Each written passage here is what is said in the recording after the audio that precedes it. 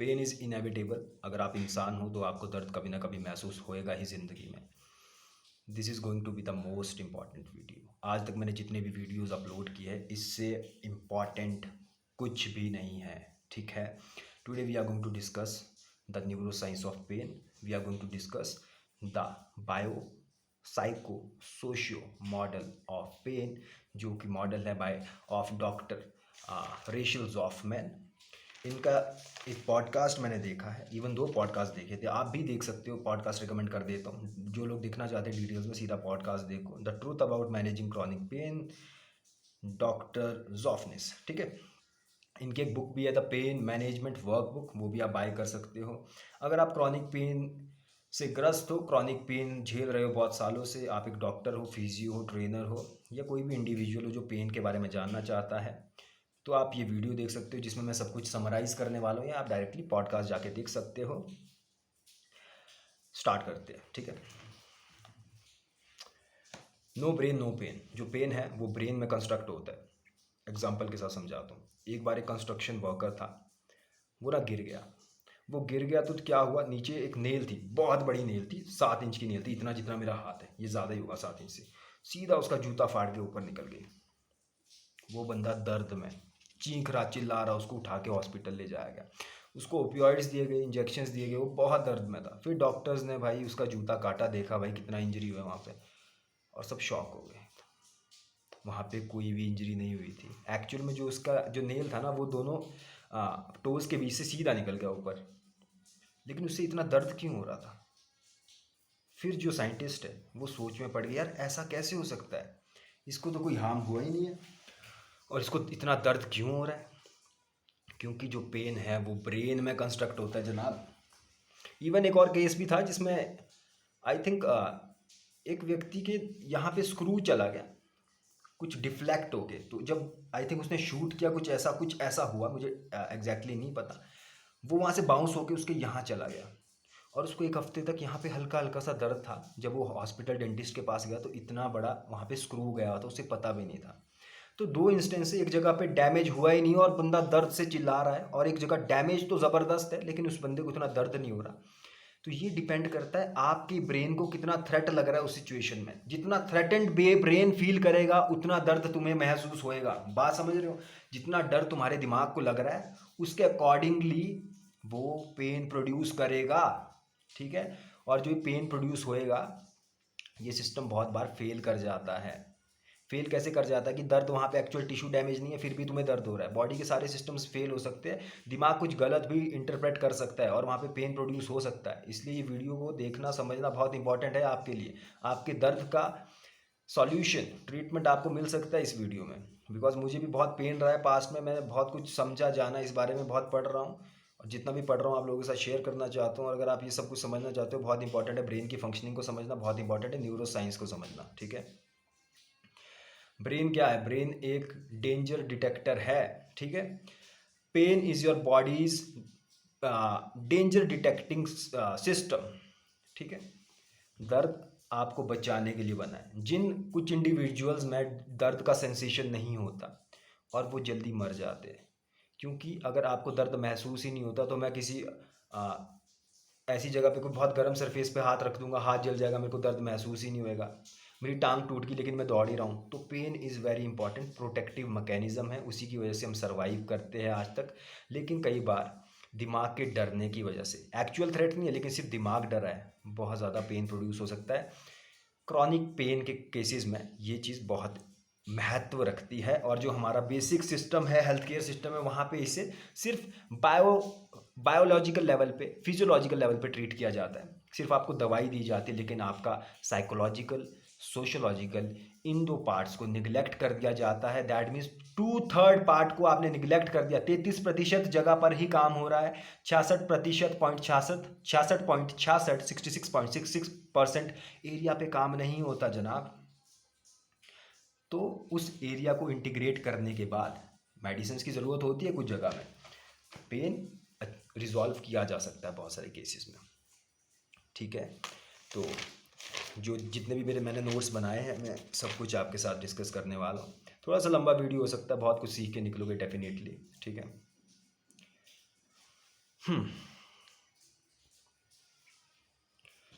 Pen is constructed in the brain, ठीक है। और एक पार्ट जहाँ पे पेन कंस्ट्रक्ट होता है, बाकी एरियाज में भी होता है, वो है लिम्बिक ब्रेन, जो कि हमारा प्राइमल ब्रेन है, जो कि अपना इमोशनल सेंटर है, ठीक है। बहुत ज़्यादा स्ट्रेस, बहुत ट्रोमेटिक इवेंट्स हो लाइफ में अगर हो जाए, पीटीएसडी किसी को, पोस्ट ट्रोमेटिक स्ट्रेस डिसऑर्डर, तो एमिगडाला का साइज बढ़ सकता है, जिससे सिंपैथेटिक नर्वस सिस्टम की एक्टिविटी बढ़ सकती है। कांस्टेंट स्ट्रेस में आप रह सकते हो, आपकी बॉडी हर समय लड़ाई की स्थिति में रह सकती है, जो कि बिल्कुल भी अच्छा नहीं है आपके सिस्टम के लिए, ठीक है। बॉडी स्टिफ रह सकती है, टाइट रह सकती है, टेंस रह सकते हो आप, नेक पेन बढ़ सकता है, बैक पेन बढ़ सकता है, स्टिफनेस बढ़ सकती है। तो ये एमिगडाला बहुत इंपॉर्टेंट है हमें ज़िंदा रखने के लिए, लेकिन अगर ये कॉन्स्टेंटली काम करता रहे, कॉन्स्टेंटली एजिटेटेड रहे, ओवर राइड करे, तो बहुत दिक्कत हो सकती है जनाब, बहुत दिक्कत हो सकती है। ऑल पेन, जितना भी दर्द हमें महसूस होता है ना, वो 100% फिजिकल एंड 100% इमोशनल होता है। तो फिजिकल के साथ इमोशनल कंपोनेंट हमेशा ही रहेगा। जितना भी आपको दर्द महसूस हो रहा है, वो कितना महसूस हो रहा है, उसमें आपका इमोशनल कंपोनेंट बहुत इंपॉर्टेंट होता है। ये सिर्फ फिजिकल नहीं है। अगर मेरी टांग टूट गई है तो जो मुझे दर्द महसूस होगा वो सिर्फ फिजिकल नहीं है। एग्जाम्पल से बताता हूँ, अगर मेरी टांग में अभी गोली लग जाए तो मेरे को बहुत दर्द होगा, लेकिन अगर वॉर में मेरी टांग में गोली लग जाए और वॉर ख़त्म हो जाए और हम वॉर जीत जाए या फिर मैं ज़िंदा बच जाऊँ, तो मैं राहत की सांस लूँगा कि उफ, वॉर ख़त्म होगी। आप बताओ कहाँ पे मुझे ज़्यादा दर्द होगा। एक क्वेश्चन है जो कि बहुत चुभने वाला क्वेश्चन है। एक गद्दा है जो कि बहुत चुभ रहा है मुझे, और मुझे उस पर सोना है, मुझे नींद आएगी, मुझे बहुत दर्द होगा, लेकिन उसी गद्दे पे मैं सेक्स कर रहा हूँ। अब बोलो मुझे कितनी दर्द होगी। तो पेन का एक्सपीरियंस ना बहुत सब्जेक्टिव है, सब्जेक्टिव है बहुत ज़्यादा। पेन परसेप्शन, पेन कितना फील हो रहा है, बहुत सब्जेक्टिव है। इसको तोलने का कोई तरीका नहीं है। ये आपका, आपके एक्सपीरियंसेस पे मैटर करता है। ये बहुत सब्जेक्टिव है। आप क्या सोचते हो दर्द के बारे में, बहुत इंपॉर्टेंट है, ठीक है। तो हम डिटेल्स में ये चीज़ें डिस्कस करने वाले हैं। भाई साहब, अगर आप स्ट्रेस में हो, अगर आप डरे हो, आप डिप्रेस्ड हो, आपको बहुत गुस्सा आ रहा है, या फिर लाइफ में ट्रॉमा हुआ है या ट्रॉमेटिक इवेंट चल रहा है, तो आपका दर्द बहुत गुना बढ़ जाएगा, एम्पलीफाई हो जाएगा। और इस सब में एमिगडाला, प्राइमल ब्रेन का बहुत कुछ लेना देना है।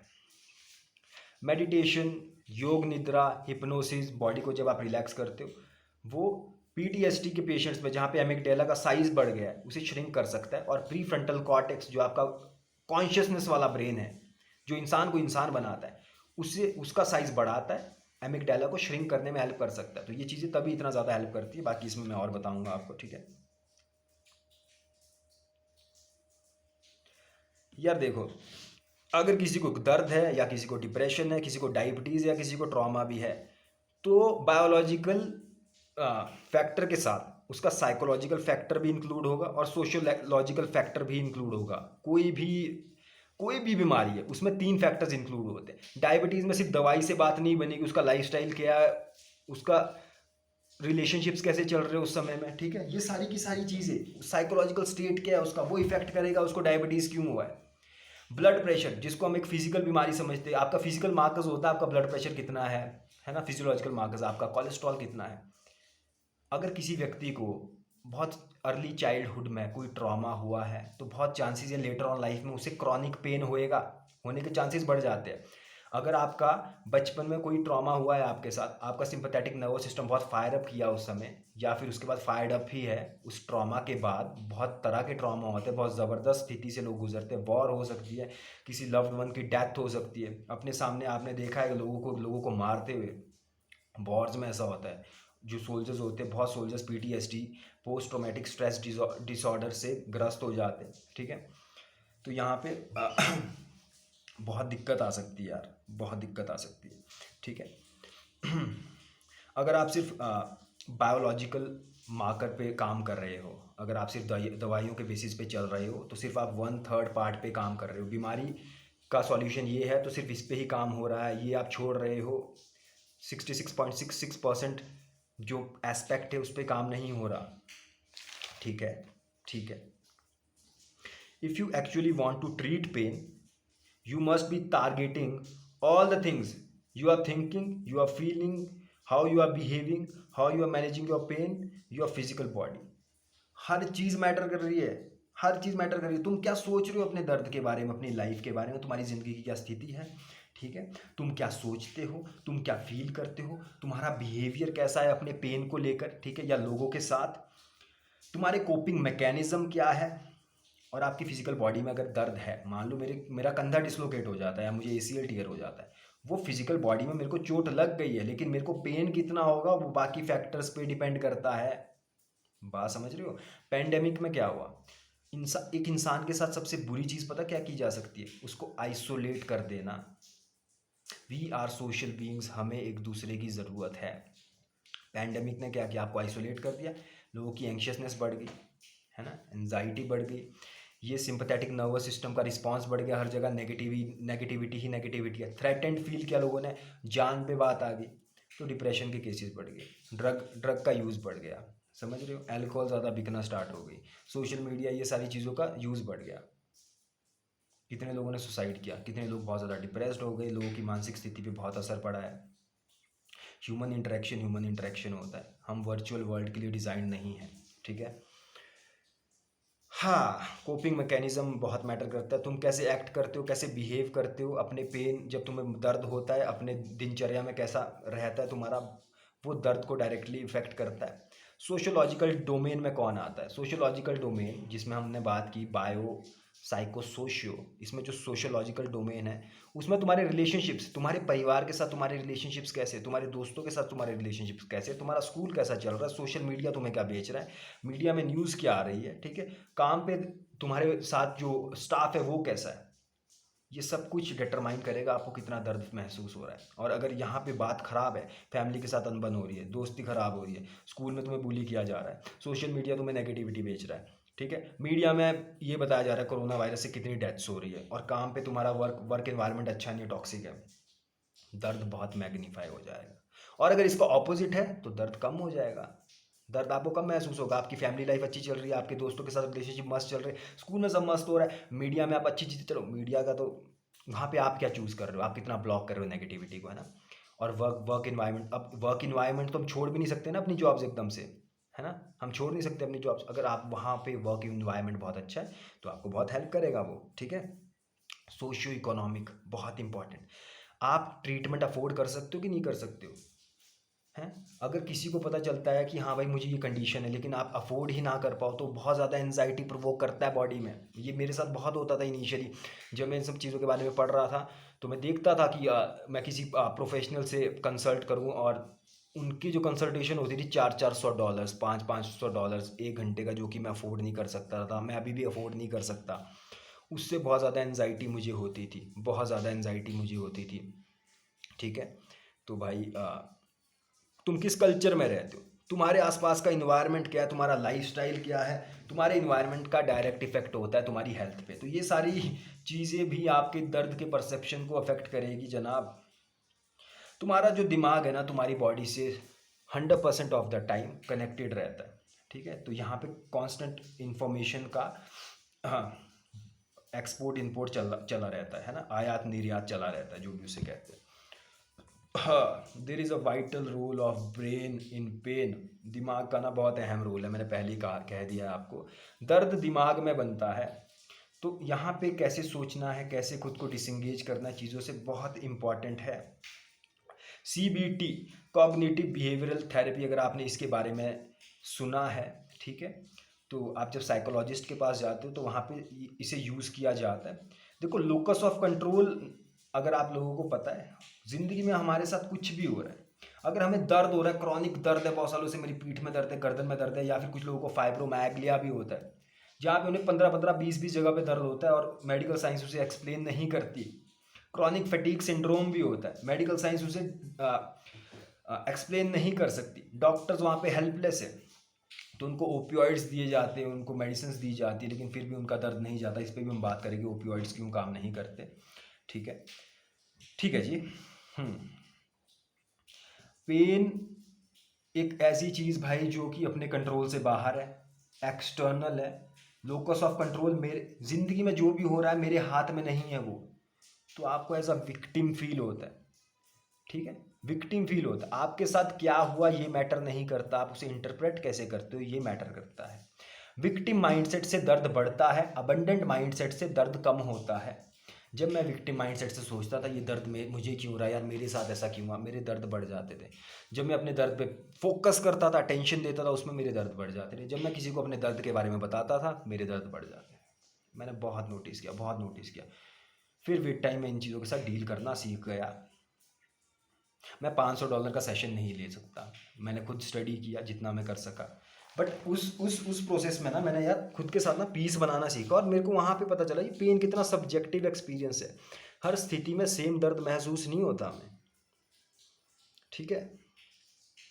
Our thoughts generate a lot of the anxiety, projections and future component of pain, ठीक है। जो आपके थॉट्स हैं ना वो डायरेक्टली इफेक्ट करते हैं यार आपकी बॉडी को। How you think about your body amazingly immediately affect your physical body. अगर मैं अच्छा सोच रहा हूँ कि हाँ मेरी बॉडी स्ट्रांग है, तो मुझे वैसा फील होगा। अगर मुझे ऐसा लग रहा है मेरी बॉडी बहुत ज़्यादा फ्रेजाइल है, टूट जाएगी, मुझे पता लग गया अपनी बॉडी के बारे में, मेरे को पैल्विक टिल्ट हो रहा है, ये हो रहा है, वो हो रहा है, और थॉट्स ऐसे है जो कि पैनिक पैनिक कर रहे हैं मुझे, स्केरी थॉट्स है, उससे क्या होगा, आपका दर्द बहुत एम्पलीफाई हो जाएगा। आपका सिंपैथेटिक नर्वस सिस्टम फाइट और फ्लाइट स्थिति में चला जाएगा, जिसकी वजह से अलग अलग हार्मोन्स रिलीज होते हैं और एक फिजिकल कैस्केड होता है, जिसकी वजह से तुम्हें बहुत खराब लगने वाला है, ठीक है। अब ये थॉट्स कैसे एंजाइटी प्रोवोक कर सकते हैं। यार मेरी फ्यूचर में जॉब लग जाएगी, बहुत बहुत बड़ा स्ट्रेस फैक्टर है करियर का, ठीक है। आगे क्या होगा, ये कोविड वायरस कब जाएगा, है ना, हम कब से माँ बिना मास्क के घूम पाएंगे, ज़िंदगी में मेरा क्या होगा, कब तक ये दर्द मुझे झेलना पड़ेगा, ये दर्द कभी ठीक होगा भी कि नहीं। इस तरीके के थॉट सिर्फ आपको एंजाइटी देते हैं, सिर्फ आपके दर्द को बढ़ाते हैं। ये विक्टिम थॉट्स है सारे के सारे यार। मेरा पार्टनर मुझे छोड़ के तो नहीं चला जाएगा, तुम्हारे हाथ में नहीं है ये। कोविड कब जाएगा, तुम्हारे हाथ में नहीं है ये। फ्यूचर में क्या होएगा, आपके हाथ में नहीं है ये। तो लोकस ऑफ कंट्रोल, ऐसी चीज़ों के बारे में ना सोच के जो आपके हाथ में है, वो चीज़ें सोचो जो आपके हाथ में है। क्या मैं मेडिटेट कर सकता हूँ, हाँ। क्या मैं अच्छा खाना खा सकता हूँ, हाँ। क्या मैं जंक फूड जो कि बॉडी में इन्फ्लेमेशन कॉज करेगा, इन्फ्लेमेशन बहुत इंपॉर्टेंट है बॉडी के लिए, इन्फ्लेमेशन कोई बुरी चीज़ नहीं है, क्रॉनिक इन्फ्लेमेशन दिक्कत देगा बॉडी में, ठीक है। बात समझ रहे हो, ठीक है। लोकस ऑफ कंट्रोल, क्या मैं एक्सरसाइज कर सकता हूँ, जी हाँ। क्या मैं पॉजिटिव बिहेवियर में इंडल्ज हो सकता हूँ, जी हाँ। तो ऐसी चीज़ों पे फोकस करना है, और भी हम इस चीज़ पे बात कर रहे हैं, ठीक है। The hack for brain is undoing the miss messaging that has happened. आपके दिमाग, आपके थॉट्स में जो मिस मैसेजिंग हो रही है आपके ब्रेन की और आपके बॉडी की, उसे ख़त्म करने की ज़रूरत है। और जो आपका हेल्थ का कंपोनेंट है, फिजिकल कंपोनेंट और इमोशनल कंपोनेंट को मर्ज करके एक इंटीग्रेटेड अप्रोच होनी चाहिए। तुम्हें बॉडी में दर्द है, उसके लिए तुम एक्सरसाइज भी कर रहे हो, और तुम अपने साइकोलॉजिकल लेवल पे भी काम कर रहे हो कि मैं सोच क्या रहा हूँ अपने दर्द के बारे में। देखो, जो न्यूरल पाथवेज होते हैं ना, ये मसल्स की तरह होते हैं। अगर आप रोज़ दौड़ते हो ना, तो आपके दिमाग में न्यूरल पाथवेज होते हैं। जितना ज़्यादा तुम दौड़ रहे हो, उतना एफिशिएंट तुम दौड़ने में होते जाओगे, वक्त के साथ ज़्यादा अच्छे से दौड़ पाओगे, ज़्यादा दूर तक दौड़ पाओगे। वो न्यूरल पाथवेज स्ट्रांग हो रहे हैं, जैसे रोज़ जिम जाने से मसल स्ट्रांग होते हैं। तो अगर बिना बिना सोचे समझे, अनकॉन्शियसली, तुमने जानबूझ के नहीं किया, लेकिन तुमने अपने दर्द के बारे में सोच के, और 3 महीने या उससे ज़्यादा समय के लिए अगर मुझे गर्दन में दर्द या किसी भी एरिया में दर्द है, तो उसे हम क्रॉनिक पेन कहते हैं। कुछ लोगों को बहुत सालों सालों तक होता है, मुझे बहुत सालों से, मुझे इस शोल्डर में 8-9 सालों से क्रॉनिक पेन था, अब नहीं होता। ब्रेन को डिसेंसिटाइज करना बहुत इंपॉर्टेंट है, उस पर भी हम आएंगे, ठीक है। तो भाई साहब, ये बहुत इंपॉर्टेंट है। सिर्फ एक्सरसाइज से बात नहीं बनती। आपके इमोशनल कंपोनेंट, आपके रिलेशनशिप्स कैसे, आप ज़िंदगी में स्टैंड कहाँ करते हो, तुम ज़िंदगी में, तुम्हारा करियर क्या चल रहा है, तुम्हारी इकोनॉमिक कंडीशन क्या है, आप किसी पे डिपेंडेंट तो नहीं हो। सबसे बड़ी डिपेंडेंसी होती है इकॉनमी, देश की भी और इंसान की भी। अपनी इकॉनमी सॉलिड है, एक इंसान है जो फाइनेंशियली स्टेबल है, एक इंसान है जो फाइनेंशियली अनस्टेबल है। जो फाइनेंशियली स्टेबल है, पैसा बहुत इंपॉर्टेंट है, पैसा आपका दोस्त है। पैसा इज़ नॉट द एंड, पैसा is a means to an end. पैसा है तो मैं अच्छा ट्रीटमेंट ले सकता हूँ, पैसा है तो मैं अच्छे प्रोफेशनल्स के पास जा सकता हूँ, पैसा है तो मैं अच्छी बुक्स पढ़ सकता हूँ, पैसा है तो मैं बहुत कुछ कर सकता हूँ ज़िंदगी में दोस्त, अच्छी एक्सपीरियंसेस ले सकता हूँ, रिच एक्सपीरियंसेस ले सकता हूँ। उसके लिए पैसा बहुत इंपॉर्टेंट है, लेकिन पैसा सब कुछ नहीं है। पैसे से अच्छी नींद नहीं आएगी, लेकिन तुम ऐसे काम कर सकते हो पैसे के थ्रू जिससे तुम्हें अच्छी नींद भी आएगी, सेटिस्फैक्शन भी मिलेगा। बहुत पैसे से ही मैं ये बुक्स पढ़ता हूँ, ठीक है। जब मेरे पास पैसा आता है तो मैं अपने पैशंस को फ्यूल कर पाता हूँ, स्पेशली बुक्स पढ़ना, या बुक्स ही मैं कहूँगा। उतना मैं कुछ बाय तो करता नहीं हूँ, ठीक है। अगर तुम फ्यूचर से डरे हुए हो, तुम अपनी बॉडी को लेके डरे हुए हो, ठीक है, तुम ये इस चीज़ से डरे हो कि तुम्हारा पार्टनर तुम्हें छोड़ देगा, तुम्हें काम से निकाल दिया जाएगा, भाई तुम्हारी सेक्स लाइफ खराब हो जाएगी तुम्हारे दर्द की वजह से, तुम्हें इस चीज़ का डर है, तुम अपने बच्चों के साथ खेल नहीं पाओगे। और जब मुझे ये दर्द था, स्पेशली 2017-18 में, मुझे ये सारे दर्द थे, मुझे ये सारे डर थे। मैं इतने ख़राब स्थिति में था जिसकी कोई हद नहीं है। मेरे को करियर के लिए टेंशन थी कि भाई करियर में मैं कुछ कर पाऊँगा, इस फील्ड में मैं कुछ कर पाऊँगा। ये फील्ड तो बहुत अनकन्वेंशनल है, हम तो भाई इंडिया में पैदा हुए, आपको पता है, और मैं तो एक बहुत ही छोटे शहर शिमला का रहने वाला हूँ। यहाँ पे सब गवर्नमेंट जॉब वाले ही लोग हैं। मेरे पिताजी गवर्नमेंट जॉब में, मेरे दादाजी गवर्नमेंट जॉब में। अभी तक भी मुझे यही कहा जाता है कि गवर्नमेंट जॉब करो। They don't know what I do, ठीक है। Don't take certificates from other. वो आपका भला ही चाहते हैं, लेकिन अंदर से आप क्या चाहते हो ये तो आपको ही पता है। अपने पैशंस को फील करना भी बहुत इंपॉर्टेंट होता है। तो मैं फ्यूचर से बहुत ज़्यादा डरा हुआ था, आगे ज़िंदगी में क्या होएगा। मैं अपनी बॉडी को लेकर बहुत डरा हुआ था। मेरे को ऐसा लगता था मेरी बॉडी पूरी टूटी फूटी है, बहुत ज़्यादा फ्रेजाइल है। ह्यूमन बॉडी फ्रेजाइल नहीं है, एंटी फ्रेजाइल है। इस पर स्ट्रेस डालो तो अडेप्ट करती है, स्ट्रांग बनती है, लेकिन मेरे साथ ऑपोजिट हो रहा था। आई वॉज स्केर्ड कि मेरा पार्टनर मुझे छोड़ देगा। आई वॉज स्केर्ड कि भाई क्या होगा ज़िंदगी में। हर समय डर, हर समय डर, हर समय डर। डर माने सिंपैथेटिक रिस्पॉन्स, सिंपैथेटिक रिस्पॉन्स माने right dominant pattern. Right dominant pattern क्या है? राइट डोमिनेंट पैटर्न यही तो है, बॉडी राइट पे स्ट्रक है।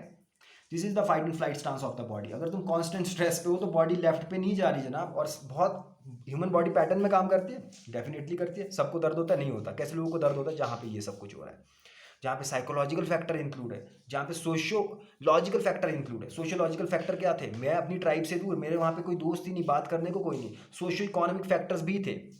ऐसा नहीं, मैं एक मिडिल क्लास फैमिली से बिलोंग करता हूँ, कोई दिक्कत नहीं थी खाने पीने की, बट ऐसा भी नहीं है कि मैं बहुत लाखों के ट्रीटमेंट अफोर्ड कर सकता हूँ बार बार। मैं फॉरेन जाके ट्रीटमेंट ले सकता हूँ, या जिन लोगों को मैं जानता हूँ कि ये लोग मुझे हेल्प कर सकते हैं, मैं उनके पास नहीं जा सकता, है ना।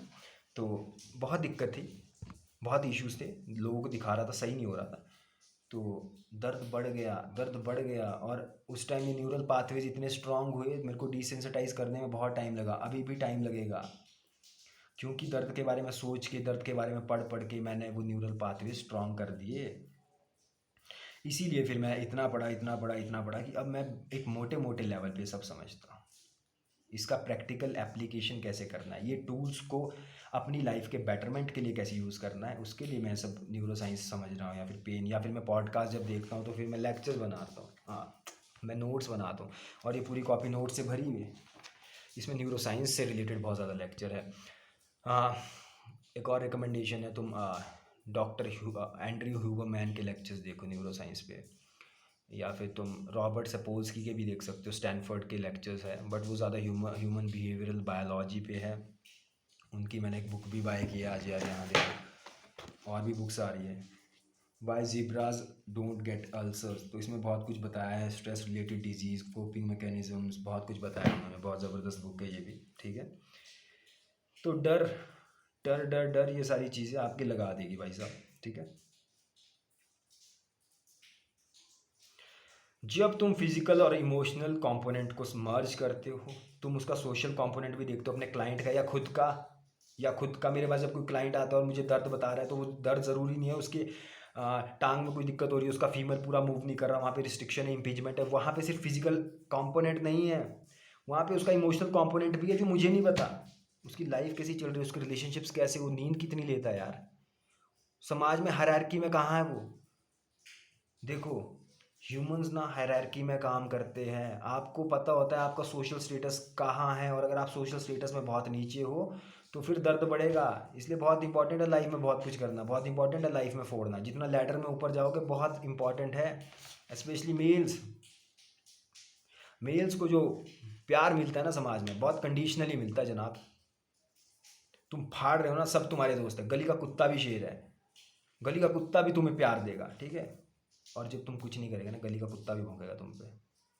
मेल्स को प्यार बहुत कंडीशनली मिलता है, बात समझ रहे हो। फाड़ोगे ज़िंदगी में सबका प्यार मिलेगा, नहीं तो कोई नहीं पूछेगा। वेरी सिंपल, प्रैक्टिकल है। बोलते नहीं है दुनिया मोह माया, इसे भोगो, समझो, देखो इसे। तो तुम प्रैक्टिकली देख सकते हो इसे। जिन लोगों को ज़िंदगी में बहुत सक्सेस मिल जाती है बहुत जल्दी, वो फेलियर्स ले नहीं पाते, वो जिन दुनिया का असली रंग देख नहीं पाते कि लोग कितने जल्दी बदलते हैं, क्योंकि उनके पास टाइम नहीं है यार सोचने का तुम्हारे बारे में। मतलब के हिसाब से जुड़ती है दुनिया, ये देख लेना इंपॉर्टेंट है। दैट डजेंट मीन कि दुनिया बुरी है, लोग बुरी है, ऐसा आउटलुक नहीं रखना हमें ले ज़िंदगी के प्रति। But this is very important, ऐसे ही हम ह्यूमंस काम करते हैं। Social hierarchy is very important, hierarchy में ऊपर आना बहुत इंपॉर्टेंट। हायरार्की में ऊपर कैसे आओगे, एक चीज़ पकड़ो, उसमें अच्छे होना है आपको, कितना ऊपर आना है। देखो हायरार्की पे हायरार्की होती है और बाप का बाप होता है, तो ये भी एक एंडलेस लूप है। लेकिन उसका मतलब ये नहीं कि तुम कुछ भी ना करो। अगर तुम ज़िंदगी में कुछ नहीं कर रहे, कहीं स्टैंड नहीं कर रहे हो, तुम्हारे पास कोई काम नहीं करने को, तुम्हारे पास कोई पैशन नहीं है। देखो serotonin is the victory hormone. जब तुम्हें लगता है ना मैं ज़िंदगी में जीत रहा हूँ, सेरोटोनिन रिलीज़ होता है, फील गुड हार्मोन होता है। डिप्रेशन में सेरोटोनिन दिया जाता है दवाइयों में लोगों को, उससे उन्हें बेटर फील होता है। सर हम सोशल बींग्स है। Evolutionary psychology, evolutionary biology, neurobiology, यहाँ पे पता लगता है दिमाग कैसे काम करता है, ये हार्मोन्स कैसे अपने आपको फील करवा सकते हैं। तो भाई बहुत इंपॉर्टेंट है लोग, और लोगों के रिलेटिव में ही तुम्हें हार्मोन्स मिलते हैं। मेरी गवर्नमेंट जॉब लग गई, अब मुझे सब बधाई दे रहे हैं ना, तभी तो फूट रहा है दिमाग में डोपामिन, तभी तो फूट रहा है सेरोटोनिन। अगर दुनिया में कोई भी ना हो तो मैं बन जाऊं आईएएस, तो आएगा मज़ा, मेरे को फील होगा कि जीत गया हूँ। जीतोगे कब, जब लोग होगे देखने के लिए। तो लोग बहुत इंपॉर्टेंट है यहाँ पे, आपकी न्यूरोबायोलॉजी बहुत इंपॉर्टेंट रोल प्ले करती है। तो खाना पीना, सनलाइट, एक्सरसाइज वेरी इंपॉर्टेंट। लेकिन यहाँ पे अपने इमोशंस को के साथ डील करना, अच्छे कोपिंग मैकेनिज्म्स रखना, अपने थॉट्स को देखना, माइंडफुलनेस प्रैक्टिस करना, इसके बिना तुम प्रॉपर डेवलप नहीं हो सकते। गधे की तरह वेट उठा लो जिम जाके जितना उठाना है। मैंने बहुत जिम में वेट उठाया, आई वॉज वेरी एंक्शियस, कितना भी फिट दिखूँ, सिक्स पैक एब्स है, सब कुछ है, आई वॉज वेरी एंक्शियस।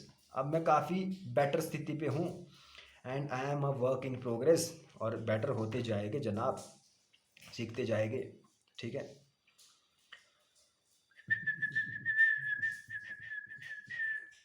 अब यार पेन पेन वॉल्यूम नाम की एक चीज़ है।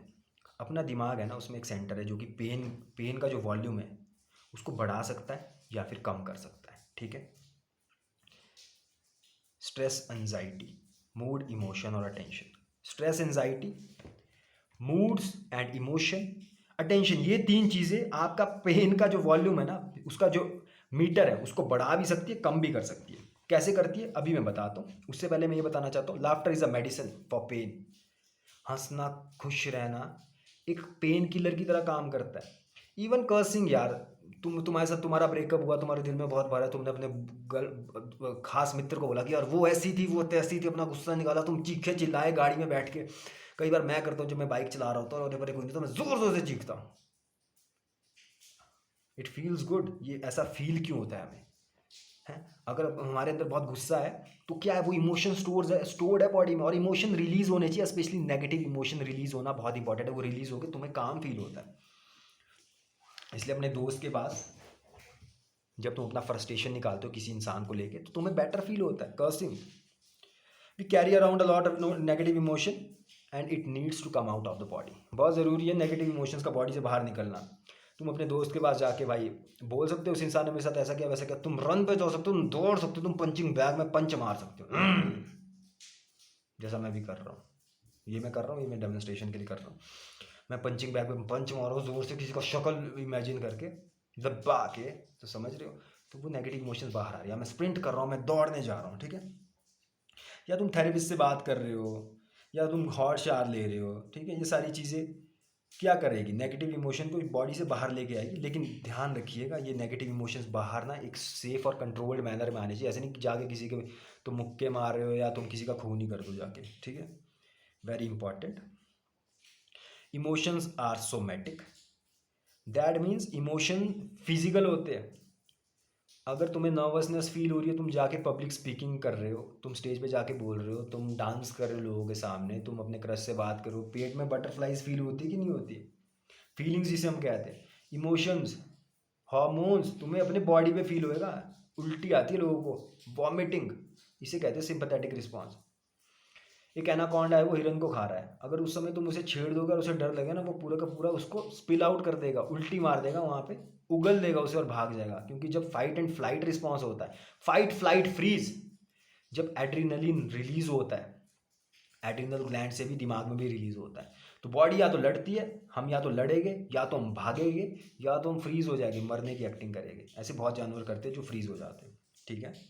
या बहुत लोगों ने ऐसा किया भी है कि भालू सामने, आप भाग सकते नहीं और फिर मरने की एक्टिंग करते हो, तो कई बार वो छोड़ देता है, ठीक है। स्वेटी पाम्स, तुम जब नर्वस हो भाई, हाथों से पसीना आना, वॉमिटिंग वॉमिटिंग फील होना, क्यों होता है ऐसा? ये फिजिकल रिस्पॉन्स है फाइट एंड फ्लाइट का, समझ रहे हो? इमोशन इतने फिजिकल होते हैं, तो इनका नेगेटिव इमोशंस का बाहर आना बहुत इंपॉर्टेंट है, बट एक सेफ और कंट्रोल्ड मैनर में।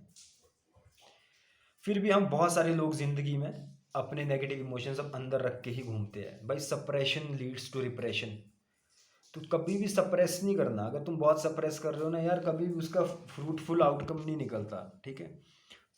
तो सप्रेस तो मत ही करो किसी चीज़ को, पर एक अच्छे वे, एक सेफ और कंट्रोल वे से उससे एग्जीक्यूट करो, ठीक है।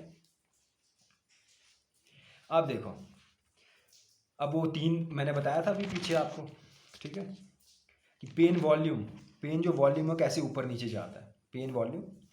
अगर तुम्हारी स्ट्रेस और एंजाइटी, नंबर वन कंपोनेंट है स्ट्रेस और एंजाइटी, अगर स्ट्रेस एंजाइटी ज़्यादा है, बॉडी टेंस हो जाएगी, बॉडी टेंस हो जाएगी। स्ट्रेस और एंजाइटी ज़्यादा बढ़ रही है अगर, बॉडी टेंस हो जाएगी, ठीक है। यही होता है जब हम स्ट्रेस्ड और एंशियस होते हैं, तुम्हारे थॉट्स है वो बहुत ज़्यादा वरी वाले थॉट्स हैं, ठीक है। जैसे पेंडेमिक में हो रहा था, कोविड के टाइम जैसा हो रहा था, हमारे थॉट्स वरी वाले थे, सब मर रहे हैं, मैं बचूंगा कि नहीं बचूंगा, मेरी फैमिली को कुछ तो नहीं हो जाएगा।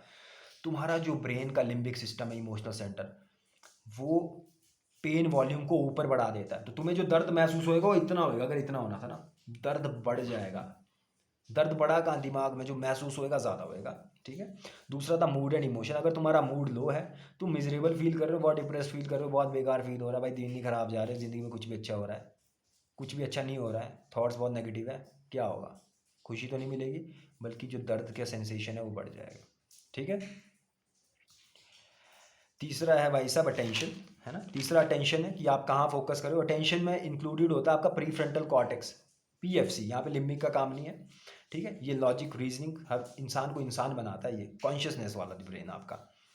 तुम घर में पड़े हो भाई बेड पे, यार जिंदगी में कुछ नहीं हो रहा है, लाइफ बोरिंग चल रही, कुछ काम नहीं करने को, दोस्तों से नहीं मिल सकते जैसा कोविड में था, अपने फेवरेट रेस्टोरेंट नहीं जा सकता, और भाई मेरे को दर्द हो रहा है गर्दन में, और मैं सोच रहा हूँ अपने दर्द के बारे में, मेरा दर्द बढ़ जाएगा, मेरा पीएफसी पेन के वॉल्यूम को बढ़ा देगा।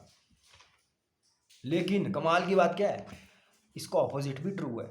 अगर स्ट्रेस एंजाइटी कम है तो पेन का वॉल्यूम कम हो जाएगा, उतना ही दर्द होगा लेकिन तुम्हें फील नहीं होएगा। स्ट्रेस एंजाइटी कम कैसे होती है? मेडिटेशन हो सकती है, योग निद्रा हो सकती है, हिप्नोसिस हो सकती है। हिप्नोसिस बहुत ज़बरदस्त काम करता है, मेडिटेशन से भी स्ट्रॉन्ग। हिप्नोसिस के लिए तुम सर्च कर सकते हो, हिप्नोसिस फॉर पेन मैनेजमेंट, बहुत ज़बरदस्त काम करता है, बहुत ज़बरदस्त, ठीक है। ये भी तुम्हें हेल्प कर सकता है। जैसे ही तुम्हारी स्ट्रेस एंजाइटी कम होगी, पेन का वॉल्यूम कम हो जाएगा, तुम्हें दर्द कम फील होएगा, ठीक है। योर मूड इज़ लो, लेकिन अगर मूड अच्छा है, तुम प्लेजरेबल एक्टिविटीज़ में इंडल्ज हो, तुम अपने दोस्तों के साथ हो, तुम कुछ खेल रहे हो, तुम अपना फेवरेट डिश खा रहे हो, तुम सेक्स कर रहे हो, तुम रोमांस कर रहे हो, क्या होगा? दर्द होएगा उस समय? नहीं होता उस समय दर्द, ठीक है। और अगर आपके पास ज़िंदगी में कुछ चीज़ें है करने के लिए, आपका टेंशन का है, बहुत इंपॉर्टेंट है ना। अगर तुम अपने पेन से खुद को डिस्ट्रैक्ट कर सको और एक प्रोडक्टिव चीज़ से खुद को डिस्ट्रैक्ट कर सको, ऐसे तो डिस्ट्रैक्शन स्क्रीन्स भी काम आती है। तुम एक बच्चे को फ़ोन दे दो, वो रोना धोना बंद कर देगा, वो भी एक अच्छा डिस्ट्रैक्शन है, लेकिन पॉजिटिव डिस्ट्रैक्शन। मैं एक डिस्ट्रैक्शन, सॉरी, मैं ये वीडियो बना रहा हूँ अभी, मैंने सुबह पॉडकास्ट देखे, मैं ये बुक पढ़ूंगा, तो ये काइंड ऑफ मेरे पॉजिटिव डिस्ट्रैक्शंस है। भागते तो हम कहीं ना कहीं पेन से ही है, भागते तो हम कहीं ना कहीं पेन से ही है। देखो डोपामिन ना, हम सोचते हैं it's the pleasurable molecule, dopamine ज़्यादा इंपॉर्टेंट है मोटिवेशन और एंटिसिपेशन के लिए, सोचने में ज़्यादा डोपामिन निकलता है। तो प्लेजर के परसूट में ज़्यादा मज़ा है, बजाय कि जब तुम वो चीज़ एक्चुअल में करोगे तो उतना मज़ा नहीं आएगा। लद्दाख जाने में ज़्यादा मज़ा है, जब तुम वहाँ पहुँच जाओगे तो डोपामिन एकदम से डाउन हो जाता है। सेक्स करूँगा, ये सोचने में ज़्यादा मज़ा है, एक्चुअल में जब तुम सेक्स करोगे और तुम्हारा ऑर्गेजम हो जाएगा, एकदम से डोपामिन गिर जाता है, प्रोलैक्टिन बढ़ जाता है। और ऐसा नहीं कि डोपामिन बीच बीच में निकलता है, इसकी एक बेस लाइन है, उसमें पीक्स आते हैं बीच बीच में, ठीक है। तो ऐसे ये काम करता है। डोपामिन की साइंस बहुत ज़बरदस्त है भाई, न्यूरो साइंस देखो इसकी, बहुत ज़बरदस्त है। डोपामिन को कैसे तुम अपने हित के लिए यूज़ कर सकते हो। जो बॉडी की मूवमेंट है, इंसान कुछ भी करता है वो उसके पीछे डोपामिन रिस्पॉन्सिबल होता है। तो अगर तुम इसको मैनिपुलेट करना सीख लो अपने हित के लिए, तो अपने गोल्स को अचीव कर सकते हो। ऑन द कॉन्ट्रेरी सेरोटोनिन होता है is the feel good, is the confidence, और उसके बाद ज़िंदगी में उन चीज़ों को तुम इंजॉय कर सको। स्थिरता, ग्रेटिट्यूड, सेरोटोनिन से आएगा। हाँ हाँ हाँ, उफ जबड़े थक गए बोल बोल के। ये सारी की सारी चीज़ें, अब ये तीनों फैक्टर्स मैंने आपको बताया, स्ट्रेस, एंजाइटी हो गया, मूड इमोशन हो गया, और आपका फोकस हो गया, फोकस कहाँ पे है।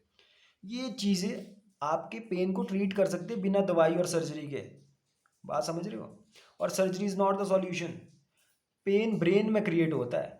फैंटम लिम्ब के बारे में देखना, फैंटम लिम्ब होता है कभी किसी एक्सीडेंट में मेरा हाथ चला गया या पैर चला गया, अब पैर नहीं है तो दर्द तो नहीं होना चाहिए, लेकिन लोगों को एक्सक्रूशिएटिंग पेन होता है, बहुत ज़बरदस्त पेन होएगा। अगर मेरी राइट आर्म या राइट लेग कट गई तो वहाँ पे टांग नहीं है, लेकिन मेरे को दर्द हो रहा है बहुत ज़्यादा अपने टांग में, इसको बोलते हैं फैंटम लिम्ब पेन। तो ये कैसे हो रहा है? ये ब्रेन क्रिएट करवा रहा है, ये ट्रॉमा हुआ था वहाँ पे। तो ऐसी चीज़ें भी हैं दुनिया में, सोचो आप। और भाई जो ट्रॉमा और पेन है ना, वो बेस्ट फ्रेंड है। जो ट्रॉमा और पेन है वो बेस्ट फ्रेंड है, ये साथ में काम करते हैं। कैसे? ये तो मैंने आपको बता दिया भाई। देखो, ब्रेन में जो पाथवे है वो मसल्स की तरह है। जितना ज़्यादा तुम उन पाथवेज को यूज़ करोगे वो उतना ज़्यादा बिगर और स्ट्रॉन्गर बनेंगे। तो अगर अगर अगर अगर गलती से, एक्सीडेंटली तुमने पेन प्रैक्टिस कर दिया, पेन पाथवे को स्ट्रॉन्ग कर दिया, उसके बारे में सोच सोच के मेरा दर्द, मेरे को तो कुछ लोग होते हैं ना, कैसे यार बहुत दर्द में, बहुत दर्द में, जो ये आप अपनी कहानी गाथा गा रहे हो ना लोगों के सामने, इसका मतलब ये नहीं यार लोगों को पेन नहीं होता है, सब कुछ नकली है। फिजिकल पेन भी रहता है, ऐसी बात नहीं है। मैं खुद को ऐसे यहाँ पे काटूंगा, ऐसे चिमटी बोलते हैं इसको, चुंडी बोलते हैं, है ना, मैं खुद को पोक करूँगा, पेन होएगा, लेकिन वो कितना होता है उसमें आपका साइकोलॉजिकल और सोशियोलॉजिकल स्टेट बहुत इंपॉर्टेंट करता है। ये दोनों फैक्टर्स बहुत इंपॉर्टेंट है। ऐसा बार बार करने से आप बहुत ज़्यादा सेंसिटिव हो जाते हो पेन के प्रति। तो होगा क्या, body small bits of sensory input produce करेगी, थोड़ा सा इनपुट आएगा लेकिन आपका ब्रेन उसको एम्पलीफाई कर देगा। इनपुट थोड़ा लेकिन आपको पेन ज़्यादा फील हो रहा है, इसको बोलते हैं सेंसिटाइजेशन ऑफ द ब्रेन। तो ब्रेन को डिसेंसिटाइज करना बहुत इंपॉर्टेंट है। ब्रेन को डिसेंसिटाइज करना बहुत इंपॉर्टेंट है। अगर मुझे लगता है मेरे को हमेशा सीधा ही बैठना चाहिए, तो मुझे धीरे धीरे रिलैक्स होना चाहिए और वहाँ पे सांस लेना चाहिए। इसलिए जितने भी एक्सरसाइजेज या टेक्निक्स है या पीआरआई की टेक्निक्स है, उसमें आप देखना ब्रीदिंग का कंपोनेंट है, बिकॉज हम ब्रीदिंग से सिंपैथेटिक से पैरासिम्पैथेटिक को टैप इन कर रहे हैं। कितना इंपॉर्टेंट है, कितना इंपॉर्टेंट है। राइट डोमिनेंट पैटर्न है, तो सबसे पहले ब्रीदिंग पे काम किया जाता है ताकि तुम सिंपैथेटिक से पैरासिम्पैथेटिक हो सको। ठीक है। ओपियोइड्स, ओपियोइड्स यार क्लास ऑफ मेडिसिन है जो तुम्हें पेन से नम कर देती है। तो जब तुम ओपियोइड्स लेते हो तुम्हें दर्द महसूस नहीं होता। तो सुनने के लिए तो बहुत ज़बरदस्त चीज़ है। एक्यूट पेन में बहुत हेल्पफुल है। मेरी बाजू ही कट गई, बहुत खून बह रहा है, टांग टूट गई, ओपियोइड चाहिए मुझे तभी तो दर्द नहीं होगा, लेकिन क्रॉनिक पेन में ये हेल्प नहीं करता। और उसके बाद होता गया, अभी मेरा बेस लाइन क्या, मेरा थ्रेशोल्ड है। ये थ्रेशोल्ड है कि भाई इतना दर्द तो मैं झेलता हूँ ऑन द रेगुलर बेसिस। जिस बंदे को क्रॉनिक पेन होता है उसकी बॉडी में हर समय कुछ ना कुछ लेवल पे पेन रहता है, उसको अभ्यास हो जाता है उतना पेन झेलने का। जब वो पेन वहाँ से ऊपर जाता है तो फ्लेयर अप्स होते हैं, तब वो झेलने से बाहर हो जाती है। लेकिन मान लो तुमने ओपियोइड्स लिए, तुमने दवाई ली, अब तुम्हें दर्द महसूस नहीं हो रहा, उससे क्या होगा, तुम्हारी सेंसिटिविटी और ज़्यादा बढ़ जाएगी पेन के प्रति। तो जो तुम्हारा थ्रेशोल्ड था वो नीचे जा रहा है क्योंकि तुमने तो दर्द महसूस ही नहीं किया। जिस बंदे ने कभी दर्द महसूस ही नहीं किया तो उसे थोड़ा सा दर्द भी बहुत महसूस होएगा कि नहीं। जिसने कभी जिम किया ही नहीं तो 10 किलो के डंबल से भी एक्सरसाइज करेगा, उसकी तो लेनी देनी हो जाएगी। जो रोज़ जिम करता है वो तो 50-60 किलो से उसको पता ही नहीं लग रहा। तो अब क्या था, पहले तो दर्द था बॉडी में, तुमने ओपियोइड्स लिए, ओपियोइड्स लेने से तुम्हारा थ्रेशोल्ड कम हो गया, तुम्हें दर्द ही महसूस नहीं हुआ इतने महीनों से। अब अगर आपने ओपियोइड छोड़े या ओवर द टाइम ओपियोइड लेने के बाद भी, एक तो तुम उसके एडिक्ट हो जाओगे और तुम्हारी सेंसिटिविटी और बढ़ जाएगी। तो सिर्फ दवाइयाँ काम नहीं करती। बट एंटी मेडिकेशन ना मैं हूँ ना डॉक्टर रेशल जोफनेस है। मेडिकेशंस बहुत इंपॉर्टेंट है, लेकिन ये सारी चीज़ें बहुत इंपॉर्टेंट है। अगर मेडिकेशन भी इंपॉर्टेंट है लेने के लिए तो उसके साथ इन चीज़ों पे काम होना चाहिए। साइकोलॉजिकल फैक्टर बहुत इंपॉर्टेंट है, थॉट, इमोशन, फीलिंग, आपके रिलेशनशिप बहुत इंपॉर्टेंट, तब जाके पेन के साथ अच्छे से डील किया जा सकता है। और 95% केस तो ऐसे हो गए जहाँ पे मेडिकेशन लेने की ज़रूरत ही नहीं है। तो पहले यहाँ से शुरू होना चाहिए कि यार फिजिकल लेवल पे तुम अपना लाइफस्टाइल सुधारोगे, तुम्हारा खाना क्या है, तुम्हारा सोना क्या है, तुम्हारा न्यूट्रिशन कैसा है। तुम फिश ऑयल बहुत हेल्प करता है मूड को अच्छा रखने के लिए। डॉक्टर एंड्रयू ह्यूबरमैन का मैं पॉडकास्ट देख रहा था तो वो बता रहे थे। लेकिन तुम्हें उसके लिए काफ़ी फिश ऑयल लेना पड़ेगा क्योंकि तुम्हें ईपीए चाहिए मोर देन 1000 मिलीग्राम ईपीए। तो उसके लिए तुम्हें लगभग 3 ग्राम फिश ऑयल लेना पड़ेगा, 2-3 ग्राम फिश ऑयल लेना पड़ेगा। लेकिन वो बहुत हेल्प करता है मूड के साथ। ठीक है। फर्मेंटेड फूड बहुत हेल्प करते हैं। गट हेल्थ के लिए, क्योंकि गट में 90% सेरोटोनिन बनता है, वही हार्मोन जिसे मस्त फील होता है, गट में 90% बनता है, जिसे एंटेरिक नर्वस सिस्टम हम कहते हैं गट को। Gut is your second brain. इस ये भी अपना इमोशनल सेंटर है। तो हम कहते हैं ना गट फीलिंग, मुझे गट फीलिंग आई, क्योंकि ये इमोशनल सेंटर है। तो ये बहुत इंपॉर्टेंट है इसका सही रहना। तो इसके लिए फर्मेंटेड फूड बहुत इंपॉर्टेंट है। किमची, सॉरक्रॉट, पिकल्स, दही हो गया, और ये किमची वगैरह यार कुछ नहीं, गोभी का अचार होता है, ठीक है। फर्मेंटेड होना चाहिए। कंबूचा ड्रिंक होती है। हाँ हाँ हाँ हाँ हाँ हाँ हाँ। पोस्ट ट्रोमेटिक स्ट्रेस डिसऑर्डर, जो कि इनको बहुत ज़्यादा होता है सोल्जर्स को, जिन्होंने अपनी ज़िंदगी में अपने सामने बहुत ज़्यादा वायलेंस देखा होता है, बहुत ट्रोमेटिक इवेंट है, किसी बच्चे ने देखा अपने घर वालों को खुद के सामने उनकी डेथ होते हुए, बहुत ज़्यादा ट्रोमेटिक इवेंट होते हैं, ब्रेन के स्ट्रक्चर को चेंज कर देते हैं। अब ब्रेन का स्ट्रक्चर ऐसा चेंज हो जाता है जो तुम्हें प्रोटेक्ट करे। दिमाग का काम क्या है, इस ट्रॉमा से मुझे फर्दर बचाना है। तो ऐसे लोग ना बहुत ज़्यादा हाइपर विजिलेंट हो जाते हैं, कुछ ज़्यादा ही अवेयर रहेंगे, कुछ ज़्यादा ही सतर्क रहते हैं हर समय, उनका सिस्टम रिलैक्स नहीं कर पाता, जो कि अच्छी बात नहीं है। अपने इन्वायरमेंट के प्रति बहुत ज़्यादा स्ट्रेस रहेगी, हमेशा ऑन द एज रहेगी, हमेशा बिल्कुल चौकन्ने रहेगी, जो कि अच्छी बात नहीं है। ये अच्छी बात थी जब हम जंगलों में रहते थे, सवाना के जंगल में, और जब पीछे से कभी भी शेर आके मुझे खा सकता है। लेकिन अब जब हम कमरे में रहते हैं और कमरे में भी लॉक लगा है, तो मुझे, और आज की सोसाइटी में जहाँ लॉज है, कानून के तहत हम लोग ऑपरेट करते हैं, तो इतना डरना, इतना सिंपैथेटिक रिस्पांस, इतना एमिगडाला की एक्टिविटी अच्छी नहीं है। और एमिगडाला का साइज़ बढ़ता है पीटीएसडी और ट्रॉमास के बाद, और इसे रिड्यूस कर सकती है मेडिटेशन, माइंडफुलनेस, योग निद्रा, हिप्नोसिस। इसके बारे में डीप में तुम देख सकते हो। जो भी एक्टिविटीज़ तुम्हें डी स्ट्रेस करती है, वो चाहे तुम्हारे लिए क्रिकेट खेलना है, फुटबॉल खेलना है, नेचर में अपना टाइम स्पेंड करना है, बहुत सारी चीज़ें हो सकती है, म्यूज़िक लिसनिंग भी हो सकता है। हर चीज़ को अप्लाई करना है, सिर्फ एक चीज़ नहीं, सारी करो, ठीक है। पैरासिम्पथेटिक नर्वस सिस्टम को जो एक्टिविटीज़ प्रमोट करती है, जो वेगल टोन बढ़ाती है, ठीक है।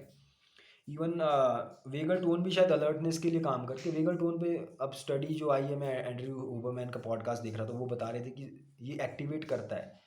और अभी तक हमने जो स्टडीज़ पढ़ी है, मैंने जो बुक्स भी पढ़ी, उसमें बताया कि ये पैरासिम्पथेटिक नर्वस सिस्टम की एक्टिविटी बढ़ाता है, दैट मीन डी स्ट्रेस करता है। तो काफ़ी कंफ्यूजिंग है, बट आप ऐसी एक्टिविटीज़ करो जिससे पैरासिम्पथेटिक एक्टिविटी बढ़े, जिससे रेस्ट एंड डाइजेस्ट स्टेट पे आप जाओ, जिससे आप रिलैक्स कर पाओ। वो चाहे मेडिटेशन है, कुछ भी है, वो चाहे आप अपने पेट के साथ खेलना, पेट के साथ खेलना बहुत डी स्ट्रेसिंग होता है। ऊपर से ऑक्सीटोसिन रिलीज होता है, जो कि बॉन्डिंग हार्मोन है, और जब ऑक्सीटोसिन रिलीज होता है तो आपका पेन का थ्रेशोल्ड बढ़ता है और आपको दर्द कम फील होता है। तो जो हाइपर विजिलेंट स्टेट है, जो कि पीटीएसडी वाले लोगों में ज़्यादा होती है, जहाँ पे sympathetic nervous system over ride करता है, ऐसे लोग बहुत ज़्यादा अलर्ट हो जाते हैं, ऐसा दिमाग बहुत ज़्यादा अलर्ट हो जाता है, ऐसा दिमाग बहुत ज़्यादा सेंसिटिव हो जाता है, और उन्हें ज़्यादा दर्द महसूस होएगा, या बहुत ज़्यादा मतलब कुछ लोग कैंपिंग में गए मान लो, तो वो बंदा सो ही नहीं रहा, उसको डर लग रहा है कोई मुझे आके मार ना दे। मैं ये नहीं कहूँगा मुझे पीटीएसडी था, लेकिन I was very hyper vigilant. कोई गाड़ी चला रहा था, मैं सोऊंगा ही नहीं कहीं ठोक ना दे, बट ये चीज़ें मैंने अब ख़त्म कर दिया, मैं मस्त होकर सोता हूँ। Pain and trauma they are best friend. Hyper sensitive brain trying to protect you from danger. Pain और ट्रॉमा जब है, तो वो एक ऐसा दिमाग है जो पेन महसूस किया, जिसने ट्रॉमेटिक इवेंट्स देखे, वो एक ऐसा दिमाग है जो कि हाइपर सेंसिटिव है और तुम्हें खतरे से बचाना चाहता है। लेकिन जैसे कि मैंने बताया, जो ये सिस्टम है, पेन को इंटरप्रेट करने का सिस्टम है, बॉडी के हर सिस्टम की तरह फेल कर सकता है। तो खतरा नहीं है, दिमाग को फिर भी लग रहा है खतरा है, और वो हार्मोन्स ऐसे ही रिलीज कर रहा है जैसे तुम्हारे पीछे भूत है, तुम्हारे पीछे शेर है, और एक्चुअल में कुछ है नहीं। और इस स्थिति में तुम क्रॉनिक टाइम से हो, तो वो लेनी देनी कर देगा आपकी, ठीक है भाई। Over riding sympathetic nervous system स्थिति में रहना, हर टाइम बॉडी में एड्रेनलिन कॉर्टिसोल के लेवल बढ़े हुए हैं, तो वो हाई ब्लड प्रेशर क्रिएट कर सकता है, वो कार्डियोवास्कुलर डिजीज़ वहाँ पे ऑब्वियसली हो सकती है उस बंदे को, दिल की बीमारियाँ। जैसे कि मैंने बताया, अर्ली ट्रॉमा अगर किसी को है, तो लेटर ऑन उसे फिजिकल हेल्थ कंडीशन होने के चांसेस बढ़ जाते हैं। प्लासीबो बहुत खतरनाक और मस्त चीज़ है। प्लासीबो एक ऐसी जादुई चीज़ है जो कि हमारे हित के लिए काम करती है, इसके कोई साइड इफ़ेक्ट्स नहीं है, और इसके बेनिफिट्स ही बेनिफिट्स है। जब कोई तुम मानते हो कि कोई चीज़ तुम्हारी मदद करेगी, जब तुम मानते हो कि भाई अमन रत्नायक से सेशन लेने में तुम्हारा दर्द चला जाएगा, या तुम मानते हो ये गोली लेने से दर्द चला जाएगा, चाहे उसमें शुगर ही भरा है, तो तुम्हारा ये दिमाग में कुछ ऐसा चेंज होता है कि तुम अपने आप बेटर फील करने लगते हो। इसे बोलते हैं सेल्फ हीलिंग।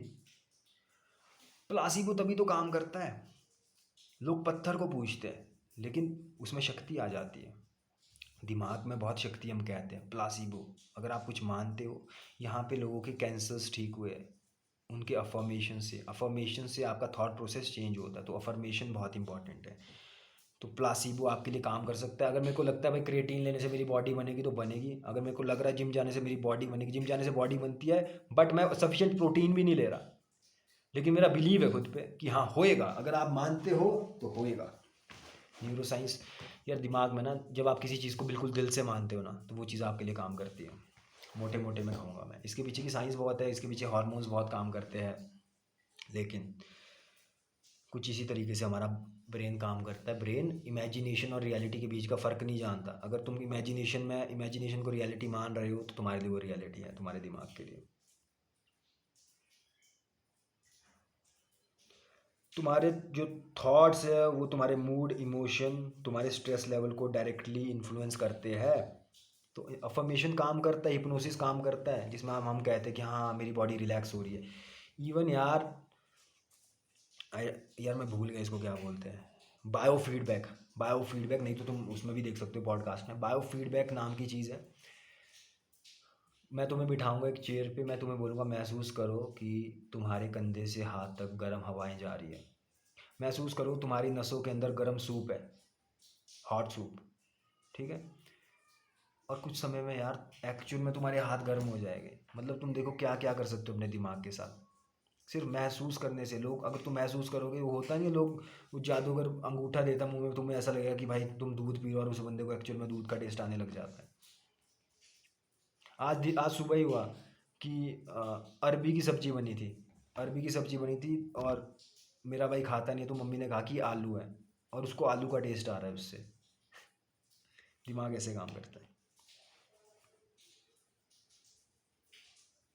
देखो डिप्रेशन और एनजाइटी का मतलब ये नहीं है कि तुम्हारा दिमाग के साथ कोई दिक्कत है या योर ब्रेन इज़ ब्रोकन, है ना, टूटा फूटा दिमाग है, उसमें कोई केमिकल लोचा है, हाँ, और तुम्हें दवाई की ज़रूरत है, ऐसा नहीं है।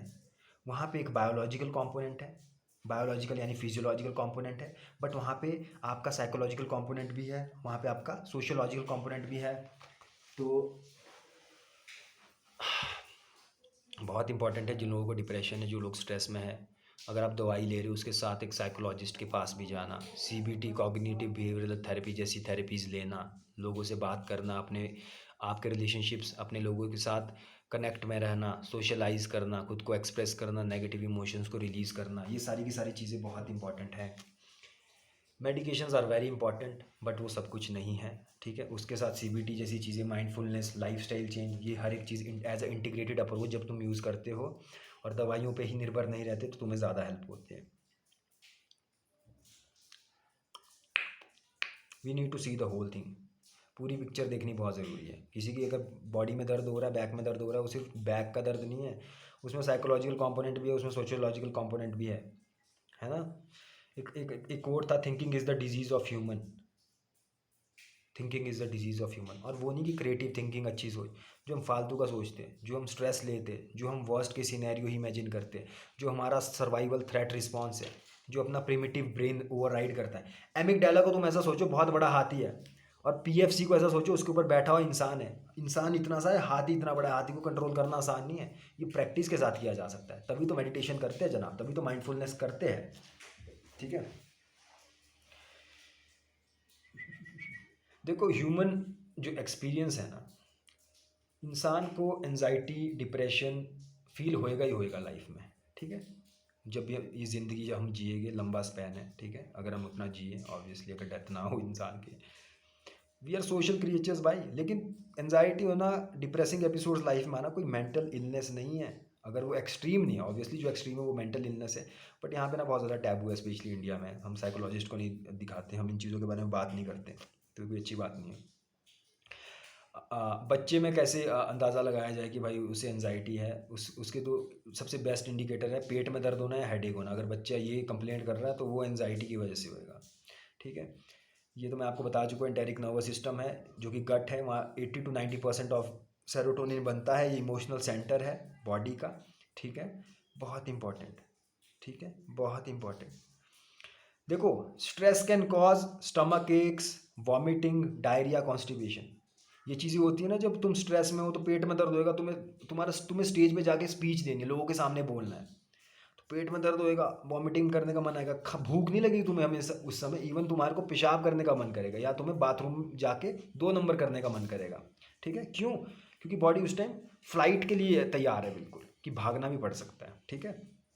डायरिया हो जाना, दस्त हो जाना ऐसी जगह पे, या कुछ लोगों को कब्ज ही हो जाती है। तो ये सिंपैथेटिक रिस्पॉन्स है सारा का सारा, और जब सिंपैथेटिक रिस्पॉन्स आता है ना, बॉडी में डाइजेशन रुक जाता है उस समय।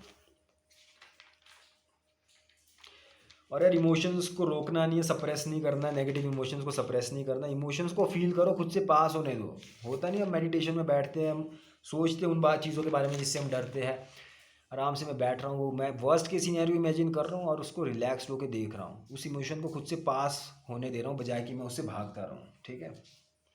और जो परफॉर्मेंस एंजाइटी होती है, मान लो मेरे को फ़ोन के आगे बोलना है, मेरे को लोगों के आगे बोलना है, मेरे को पॉडकास्ट पे बोलना है, मेरे को स्पोर्ट्स खेलते हुए क्रिकेट खेलना है, तो उसका एक ही आंसर है, एक्सपोजर थेरेपी। जितनी बार करोगे उतने बेटर होते जाओगे, जितनी बार करोगे उतने बेटर होते जाओगे। अभी मैं फ़ोन पे वीडियो बना रहा हूँ तो ये बहुत आसान हो गया मेरे लिए। अगर मेरे सामने बहुत सारे लोग बैठे हो तो इनिशियली मेरे को डर लगेगा, मेरे पाम स्वेटी हो जाएंगे, बट कुछ टाइम बाद मैं कंफर्टेबल हो जाऊँगा क्योंकि मैं उतना एक्सपोजर लिया है। बट अगर बहुत बड़ा स्टेज हो तो मेरी भी फट के 4 हो जाएगी, लेकिन मुझे पता है कि बार बार एक्सपोजर से, रेपिटेशन से इस फिजियोलॉजिकल रिस्पॉन्स को शांत किया जा सकता है। पेन डायल और पेन वॉल्यूम के बारे में हमने बात की कि भाई जो प्री फ्रंटल कॉर्टेक्स है ये लॉजिक और अटेंशन के लिए रिस्पॉन्सिबल है, तो दर्द पे अगर बहुत ज़्यादा ध्यान दे रहे हो तो दर्द बढ़ेगा, और अगर अपना तुम ध्यान किसी और चीज़ पे ले जाकर खुद को डिस्ट्रैक्ट कर सकते हो पॉजिटिवली, तो दर्द तुम्हें उतना महसूस नहीं होगा। जो पेन डायल है, पेन का वॉल्यूम है, वो कम हो जाएगा। फिर सेरिब्रल कॉर्टेक्स जो तुम्हारे ब्रेन का पार्ट है, जो कि थॉट्स के लिए रिस्पॉन्सिबल है, ठीक है, जो कि थॉट्स के लिए रिस्पॉन्सिबल है, अगर तुम नेगेटिव थॉट्स सोच रहे हो ज़्यादा तो ऑब्वियसली ये सारी चीज़ें बढ़ेगी, anxiety, stress, this and that. But अगर तुम पॉजिटिवली सोच रहे हो तो बहुत मैटर करता है। और ऐसा नहीं कि तुम पूरे दिन भर पॉजिटिव सोच सकते हो। देखो, दिमाग जो भी तुम्हें बताता है ना, दिमाग की हर बात पे विश्वास करना ज़रूरी नहीं है। बात समझ रहे हो? जो भी तुम्हें दिमाग बता रहा है हर चीज़ पे विश्वास करना ज़रूरी नहीं है। अगर वो दर्द वाला अमन मुझे कह रहा है मेरे को बहुत दर्द हो रहा है, तो मैं क्वेश्चन करूँगा उसको, क्या ये फैक्चुअल है दर्द? क्या इस पे और भी चीज़ें इससे रिलेटेड है? क्या मेरी लाइफ के सर्कमस्टांसिस भी मुझे दर्द दे रहे हैं? क्या मेरे रिलेशनशिप की वजह से ये पेन बढ़ रहा है?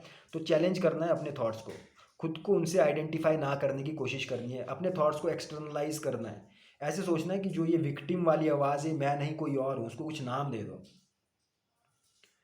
उसका नाम है मिस्टर एक्स। तो मिस्टर एक्स बोल रहा है यार बहुत दर्द हो रहा है, यार ज़िंदगी में बहुत सही नहीं हो रहा है, ये हो रहा है, वो हो रहा है। तो तुम सुनो उसकी बात, उससे अटैच ना होके बहुत तरीके से डील किया जा सकता है। तो वो बुक में तुम बेटर तरीके से देख सकते हो क्या क्या उन्होंने बताया, किस तरीके से हम कर सकते हैं। बहुत तरीके से किया जा सकता है खुद को डिसोसिएट।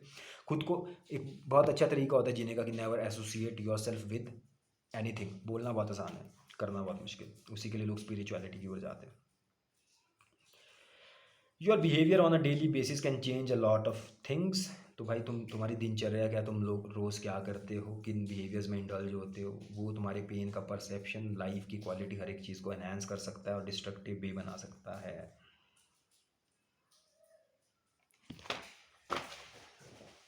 जो बंदा अभी तक बैठा है ना भाई, मुझे बता देना पूरा देखा, और ऐसे नहीं सीधा 53 मिनट में आके बोल रहे हो कि पूरा देखा। जो जो व्यक्ति अभी तक बैठे हैं जनाब, बहुत आगे जाओगे यार। क्योंकि जो नई चीज़ें या अपनी क्यूरोसिटी, पैशन, सीखने की जो चाह है ना, वो इंसान को बहुत आगे ले जाती है। आपके जो एक बकेट होता है, इसे एक चीज़ होती है बकेट में सोचना, या एक कुएं में एक मेंढक है, उसको लगता है ये मेंढक ही पूरी दुनिया, लेकिन उसके बाद समुद्र भी है। तो नए थॉट्स को, नए पर्सपेक्टिव्स को समझना, सुनना, कुछ प्रोडक्टिव चीज़ों में इंडल्ज होना। देखो, बहुत लोग एंटरटेनमेंट देखते हैं, बहुत लोग क्या क्या बकवास देखते हैं। अगर तुमने ये 53-54 मिनट मेरी वीडियो देखी और यहाँ पे हमने काम की ही बात की है, कोई फालतू बात नहीं की है। अगर तुम मेरा या मेरे जैसे लोगों का कंटेंट देखते हो, ये मैं ये नहीं कह रहा कि मैं बहुत सुपर कंटेंट डालता हूँ, बट सारा एजुकेशनल बेस्ड या इन सब चीज़ों के अराउंड ही रिवॉल्व करता है, फालतू की बातें नहीं। कुछ प्रोडक्टिव आप ले जा सको, कुछ टूल्स जो कि आप यूज़ कर सको। तो बहुत मैटर करता है तुम किन चीज़ों में टाइम दे रहे हो अपना। अगर तुम प्रोडक्टिव चीज़ें देख रहे हो, तुम अच्छे क्रिएटर्स को देख रहे हो, तुम अच्छे पॉडकास्ट देख रहे हो, तुम अच्छे लेक्चर्स देख रहे हो, तो भाई देखो ज़िंदगी में ना जिस तरीके के इंसान तुम होते हो ना, तुम वैसी ही चीज़ें अट्रैक्ट करते हो। तो अगर तुम मेरे साथ मेरी बातें तुम्हारे अंदर जा रही है, इजीली तुम मेरे साथ कनेक्ट कर पा रहे हो, that means we are on a same frequency. That means हम एक ही फ्रीक्वेंसी के लोग हैं, and that is very important. Frequency match होना बहुत इंपॉर्टेंट है। हर बंदा मेरी बैठ के वीडियो नहीं देख रहा, तुम्हारी और मेरी फ्रीक्वेंसी मैच कर रही है तभी देख रहे हो बैठ के। एंड बताइएगा मुझे जिन लोगों ने पूरा वीडियो देखा बैठ के। काफ़ी लंबा हो गया, मैं काफ़ी थक भी गया बोलते बोलते, बट मुझे मज़ा आया बहुत ये वीडियो बनाने में, और मुझे लगा कि यार पेन पे इतनी बात की है तो बहुत ज़रूरी है मेरे लिए इस वीडियो को बनाना, ये पर्सपेक्टिव आपको देना। लेकिन यहाँ पे ये मत भूल जाना कि एक्सरसाइज का बहुत इंपॉर्टेंट कंपोनेंट है। एक्सरसाइज में जो ब्रीदिंग की बात होती है ना, ये बात याद रखना कि ब्रीदिंग की बात होती इसलिए बिकॉज हम ब्रीदिंग करते हैं जो कि सिंपैथेटिक से बॉडी को पैरासिम्पैथेटिक ले जाता है, एंशियसनेस फाइट और फ्लाइट से बॉडी को रेस्ट और डाइजेस्ट पे हम ले जाते हैं। इसलिए हर टेक्निक में ब्रीदिंग होती है, इसलिए ब्रीदिंग होती है।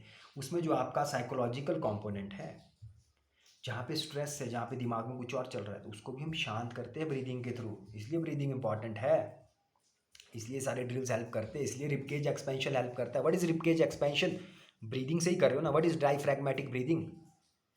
डायफ्राम का यूज़ कर रहे हो ना, रिपकेज को एक्सपैंड कर रहे हो ना, एयर फ्लो जा रहा है ना अंदर बाहर। पॉज करना है, लॉन्ग एक्सहेल करना। जब आप लंबा एक्सहेल करते हो उसके बाद चाह क्या है दिमाग की, अब सांस अंदर ले लो, लेकिन एकदम से सांस लेना नहीं है। दिमाग पता क्या सोच रहा है, मैं मर जाऊंगा सांस नहीं लूंगा, क्योंकि ब्रेन सर्वाइवल के लेवल पे खेलता है, इतना कॉम्प्लेक्स में नहीं सोचता। तुम्हें उसे ये खुद बोलना है अपने एमिगडाला को, उस हाथी को समझाना है तू मरेगा नहीं, शांत हो जा, ऑब्जर्व कर। अब सांस रोक दो, ये दुनिया ज़्यादा क्लियर तुम्हें दिखेगी। देखो, समझो, अच्छी चीज़ें देखो, पॉडकास्ट वगैरह देखते हो तो देखो, और उसके साथ नोट्स बनाया करो ताकि तुम जो प्रैक्टिकल टूल्स है अपने पास रख सको। तुम एंड्रयू ह्यूबरमैन के पॉडकास्ट देख सकते हो, मैं काफ़ी ज़्यादा देख चुका हूँ, काफ़ी बच्चे वो देखने हैं। तुम रॉबर्ट सपोल्स्की के लेक्चर देख सकते हो, तुम ये दोनों पॉडकास्ट देख सकते हो जो कि रेशल्स ऑफ मैन के थे। उनका नाम भूल गया मुझे, डॉक्टर जिनका पॉडकास्ट है, पर बड़े मस्त व्यक्ति है वो भी। तो 57 मिनट हो गए जनाब, हम इसको एंड करने वाले हैं यहाँ पे। अगर आप चाहते हो मैं ऐसे और एपिसोड्स बनाऊं, क्योंकि मेरे पास बहुत सारे इसमें लेक्चर्स मैंने नोट डाउन किए हैं, बहुत ज़्यादा नोट्स मेरे पास पड़े हैं, जिसमें हम डोपामीन की बात कर सकते हैं, हम न्यूरोप्लास्टिसिटी की बात कर सकते हैं, हम फोकस की बात कर सकते हैं, बहुत चीज़ों पे बात किया जा सकता है। हम cardio respiratory exercise, fat loss, hypertrophy training, और ये मेरा डाटा नहीं, मेरे दिमाग से नहीं आया, मैंने पढ़ा है, मैंने लेक्चर्स देखे, उसके नोट्स बनाए, वो मैं आपको बता रहा हूँ। आप डायरेक्टली उनके भी लेक्चर्स देख सकते हो, वो ज़्यादा बेटर है। लेकिन अगर आप मेरी थ्रू सुनना चाहते हो तो डेफिनेटली मैं आपके लिए ऐसी वीडियोस बना सकता हूँ, बशर्ते अगर कोई देख रहा है बैठ के। अगर एक बंदा भी देख रहा है मैं बनाऊंगा, मेरे को फ़र्क नहीं पड़ता मासिस से, मैं मासिस के लिए बनाता ही नहीं। मैं वैल्यू डिलीवर करना चाहता हूँ दब्बा के, ठीक है, क्योंकि मैं खुद भी ऐसा कंटेंट देखता हूँ और मुझे पता लोग देखते हैं, मुझे पता है इस वीडियो को भी लोग देखेंगे और कुछ लोग वो पूरा देखेंगे। तो उस बंदे का मेरे को कमेंट चाहिए कि हाँ भाई अपने को ऐसे और ज़्यादा वीडियोस चाहिए, मैं लॉन्ग फॉर्म कंटेंट बनाऊंगा। मैं मेरे जो नोट्स हैं मैं आप लोगों के साथ शेयर करूंगा। मेरे पास काफ़ी अलग अलग तरीके के नोट्स हैं, साइकोलॉजी पे भी है, हम अपनी फिजिकल रियलिटी कैसे स्ट्रक्चर करते हैं, जो मैंने अलग अलग व्यक्ति से सीखा है। मैं आपको सोर्सेज बताऊंगा मैंने कहाँ से सीखा है। ये सब देखो, इंसान सीखता है, पेट से लेके कोई नहीं आता है, बट मैं जितना अपने पास मेरे पास है, कहते हैं ज्ञान बांटने से बढ़ता है, तो ये अंदर रखने वाली चीज़ नहीं है। तो मैं चाहता हूँ मैं शेयर करूँगा आप लोगों के साथ। मज़ा आ गया।